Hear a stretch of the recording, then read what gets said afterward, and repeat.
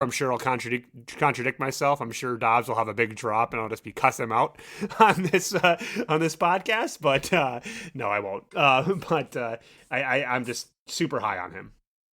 Yeah, I mean he's going to have some drops, but I think he's more upside than anything else at this point. Who else looks like he has a lot of upside is running back Tyler Goodson. Here's a guy that led the team in carries last week. He carried the ball. I think he had 10 carries for 42 yards, so 4.2 yards per carry, which is a pretty solid average.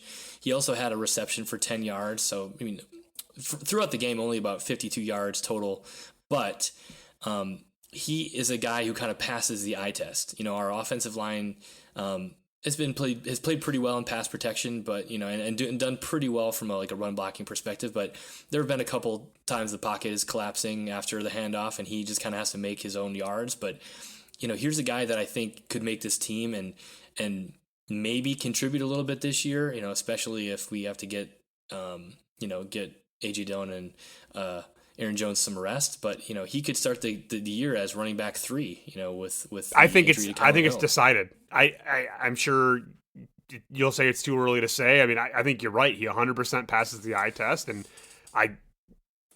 again making predictions today in August. I think he's RB3, and everything leads me to believe too he's a very good ball handler. So just like your Aaron Jones and AJ Dillon, he's not just going to be a running back if he does develop into those caliber of players. I'm excited to see that too. Not necessarily as much for this year because we obviously have our 2 workhorses. But as these guys might get dinged up, or as I don't know how long we have Aaron Jones for. I mean, I think Goodson, as of what I saw the last week or two, we should be high on him, not necessarily for 2022, but 2023, 2024, and taking over that position when eventually we have to pay 2 running backs or decide on Aaron Jones again. Yeah, that's the hope. So we'll see. But he looks like he's got some upside, and we're wishing him all the best. Hopefully he makes the team. But he could start as RB3 this year. We'll see. I don't know. That Danny Etling, I think he had more rushing yards than him, so I think he might be our RB3. Yeah, I mean he actually he had the one what was it? It was like a 50-yard touchdown. Yeah, like 50 run. yards, I think. Yeah, but still, I missed. Even with that run, he only go ahead. Did you watch that? So I wasn't live on that portion of the game. I know the media was talking, or I know Aaron Rodgers was talking to the TV crew when that play happened. So there's audio of him cheering it on and saying I told you. Do you know what what Aaron Rodgers said to the crew, why he was saying I told you, because I missed that part. Did he predict the run, or what did he do? Well, so he was talking about Danny Etling. He was talking to John Kuhn, and John Kuhn asked him about Danny Etling, and he's like, I love Danny. He's he's got a great work ethic. He's a really athletic guy. He saw some long runs, some great running skills when he was with, I think he said when he was with the Patriots. And then basically right after that is when he ran for that 50-yard touchdown. Yeah. And Aaron's like, I told you. What did I tell you? So funny. That was pretty cool to see. I didn't see it live, obviously. I watched the replay from NFL Plus. But yeah, that was pretty cool. Pretty cool to see. But yeah, I mean, it seems like a pretty athletic guy. If the Packers are struggling at tight end, he may not be a bad option if he can make plays like that. But let's talk a little bit about Jordan Love because we're running low on time here. Again, stats don't look incredible. 12 of 24, 1 touchdown, 77.3 rating, but 0 interceptions. Again, I think when you actually watch all of his dropbacks, I mean, he looks like a different quarterback than last year. He looks good. He looked like I was excited watching him. I mean, he made some really incredible throws. We talked about the one to Romeo Doubs. Then he had another one to Romeo Doubs on the outside and the left. Then he had the Romeo Doubs touchdown.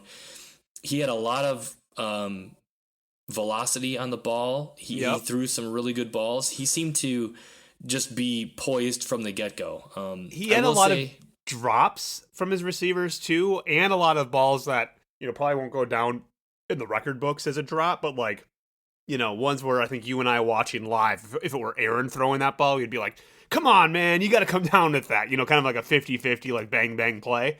Yep. Which I think would have really skewed the stats, right, one way or the other, if they could have come down with a few more of those. But yeah, the ball just seemed to be in the right spot, and the announcers kept talking about it, throwing the ball outside of the numbers, keeping the ball out to the sideline, and just looking like an NFL quarterback. Yeah, he looked really good. I mean, he seemed to get a little bit worse in the third quarter, and maybe that was because he was playing with worse receivers. But there were a couple throws I think he'd like to have back that were kind of he probably threw 3 or 4 that were like ducks or like at the shins of the receivers that were kind of borderline uncatchable. And I don't know if it was if it was mechanics, if those were getting tipped or what was going on. But yeah, overall though, I think he had a really 2.5 quarters, a really strong stretch of football, and we'll see what happens with Jordan Love and Aaron Rodgers, but this definitely made me feel a little bit better about him as a potential in the future. Yep, I will save that conversation for another time. On when that will be.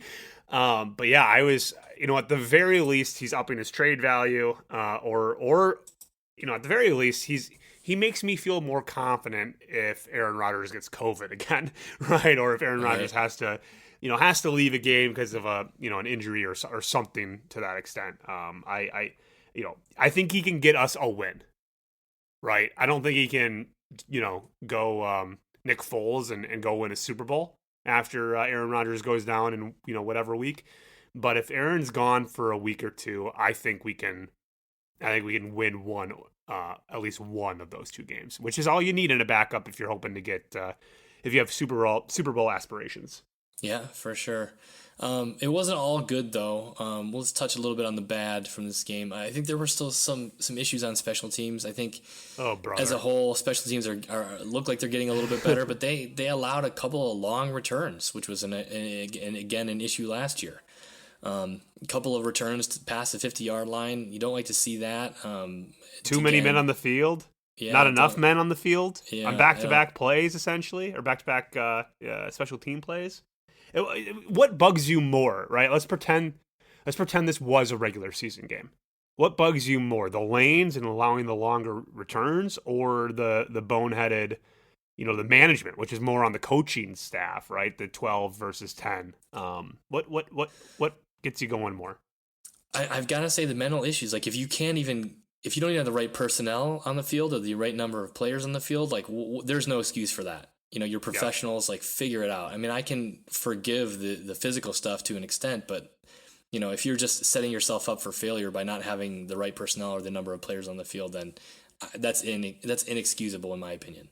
I agree, and that was my opinion, and it still is my opinion, I think. I did hear John Kuhn talk after the game saying, we don't have the full story on the too many versus not enough, especially in a preseason game. The number of guys that are being tapped on the shoulder saying, hey, you're done for the day, or hey, you're going in, and the number of guys that work on all 3 units, right? Field goal, punt return, kickoff return, all that stuff. John Kuhn kind of gave the Packers the coaching staff the out of saying, it's probably going to happen once in the regular season, but this is the hardest time to get that right, because you normally have 66 guys essentially across all the positions, all the different groups, but to filter them in and out between first, second, and third string, he was giving them a little bit of an out. I don't know if I buy that, but it's at least a perspective from a former NFL player. Yeah, that's understandable. What else? I mean, I guess the pass rush didn't seem to generate a lot of pressure on the Saints quarterbacks during this game. I mean, the quarterbacks seemed to have a lot of time to move around and escape the pocket. There was their one touchdown pass to Chris Olave, who looks like he's going to be a stud in this league. Packers never really had a shot to draft him, but anyway, it had a lot of time to make that play. And I guess I don't know if I should be concerned about that or not, because our 2 main pass rushers on the outside weren't playing, and we obviously our main pass rushers up the middle weren't playing either. So I don't know if that matters at all or not, or if we're lacking depth at those at those positions, or what's going on. But I'd like to see both, a little bit more or neither disruption. Yeah, I mean, all the reports out of training camp the week before the game too was that the Saints offensive line is getting a little bit, was getting the better of them, at least in that second practice. And those are our starters, right? So there wasn't as much pressure as we, as they would have seen. Obviously, I didn't watch training camp, but I think that's at least something to watch. They have been being praised all year so far, so maybe it was a down day, off week, whatever it is. But I think that is something to watch, because to your point, this defensive line, we should be, they're full of studs. So our run game and our run defense, and our getting after the quarterback should be improved, or at least better. I'm hoping for a top 10, but at this point I'll take a top 15 defensive line. Yeah, for sure. Well, we'll see. I mean, I know that our defense and our pass rush especially is really disrupting our offense during practice. They're having a lot of trouble finding answers, so I'm not overly concerned, but we'll see how it goes. Hopefully we can, have a little bit more depth, up the middle and our at the outside linebacker position. But the last thing I wanted to talk about before we end this episode today is Tyler Davis, the tight end. I think a lot of people were excited about him at the beginning of training camp, but he has just been bad. Did he have the fumble? So he last week he had that interception that popped off his hands and right into the defender. Yep. And he did have that fumble this week. So he had a reception and then lost it and turned it over. Yeah, it's tough to see. I guess Big Bob Tunyon, where you at? Let's, and let's just, this game would be easier if none of our studs got hurt. So should we just knock on wood? Let's just play a season and just have no injuries. How does that sound? Yeah, that'd be great. We'll see. It doesn't really ever happen, but stranger things have happened, I suppose. Well, all right. Well, we're kind of at time here. Anything else you wanted to add? No, Marcus, I think that does it for us today. I think I'll just add that we'll likely do one more episode this week where we preview the third and final preseason game against the Kansas City Chiefs. Now, the Chiefs do historically play their starters, so it'd be interesting to see and talk about what we think LaFleur might do going into that last preseason. And then after that, we're going to do a few episodes a week, just getting amped for the season, getting amped for week 1, which of course is here in Minnesota against our arch rivals, the Minnesota Vikings.